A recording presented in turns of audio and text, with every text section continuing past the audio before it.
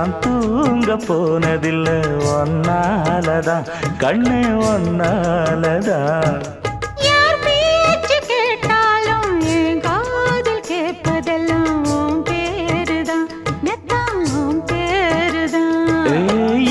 நினப்பு என் மேல இருந்தும் எட்டி போகலாமோ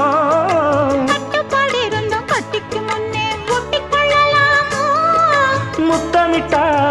மோசம் என்ன உண்டாகும் சத்தமிட்டா நிலைமை என்னாகும்